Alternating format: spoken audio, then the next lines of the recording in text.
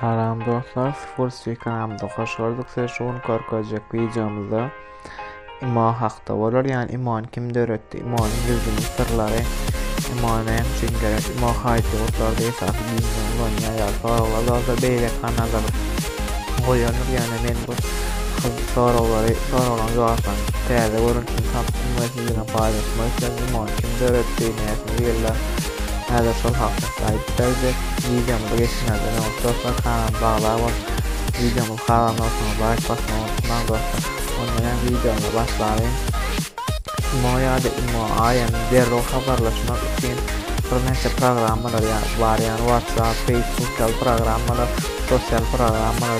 Gelende başlamak için ulanıcının inne değişim, hasarını çatması gerek. İmada ayrıca IM hizmetleri, yani Skype, IMSQ çatıl bir programda ulanmak mümkün. Yani bu hizmetler bilen Nimbus indi yapılı programlar girmek için böyle programlar yani imam içine gerek olanlar imam girende dine adresiniz, dine numarınız girip koyuyor. Manhenler bilirsiniz.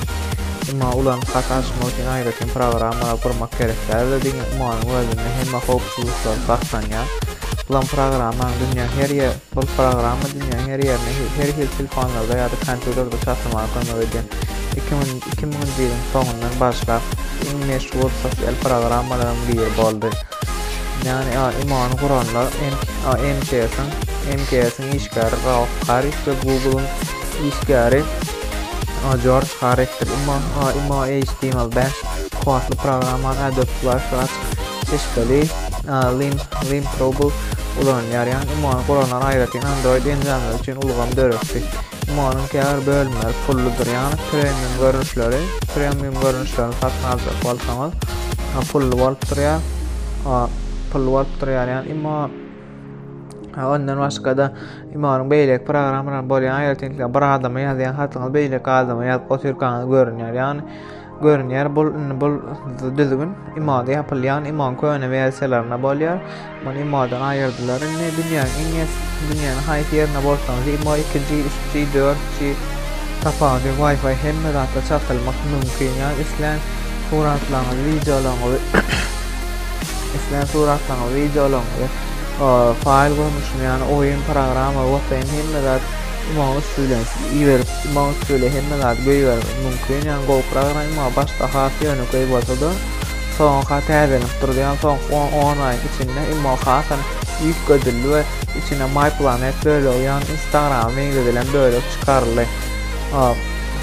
Instagram'a mengzedilen böyle çıkarılı. Bundan başka da bir neçe yük köşmeler girizli, yani için yük köşmeler ima yani kâr adamlar için go'u kâvileri ya go değerler. İstafı iman ulanyanlar bu yani Türkmenistan'ın en go yanlışlayan programlardan biri, yani line'dan beylet mobilnetten geçti diysen bolya iman ulanyan esas yurtlar adresi olaraklar var. Özbekistan, Türkmenistan, Kırgızistan ve şuna meyleşte ulanyan. Bunu Wikipedia'nın imanın mavzuğundan kendi görüntülersiniz. İmanın en meşhur hayratıyla bolan Libyan gönüyayılım bölüm yapılır. Şu an gönüyayılım yerine bir go'yu reklaması koyular. Siz ima bazen en fikret yani. Başka da var ne sorularınız bazı aşağıda komentarlar yazılarsınız. Yani dostlar imadan yani bu kazanmadı diyen sonra videonun sonuna geçeyim. İmadan yani pul kazanmalı. İmanın üstünden pul kazanıp oluyor, yani ima ölse pul tölenmeyen edil pul tölenmeyen yerini doğrusu bilemem. Yani köp kişi imanın üstünden pul kazansa reklama hizmeti, yani reklama alıyor.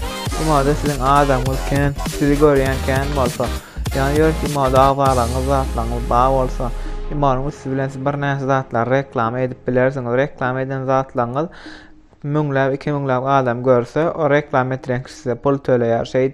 İmamı söylem pul kazanıp bilersiniz, yani program beylek üç köşker hil zatlar satıp, yani oyun her hil ilen bilmeyen zatlar edip imamı söyle pul kazanıp bilersiniz. Benim fikrimçe imadan pul kazanmak şeylerek kazanıp bolýar dostlar. Birazcık imada zat etsen beylek Instagram'ın kıyınlarda aýtdym dostlar. Başka da sorularınız varsa komentarda yazıp bellep geçip bilersiniz. Ondan videomuzu görmek için hoş sağ olun.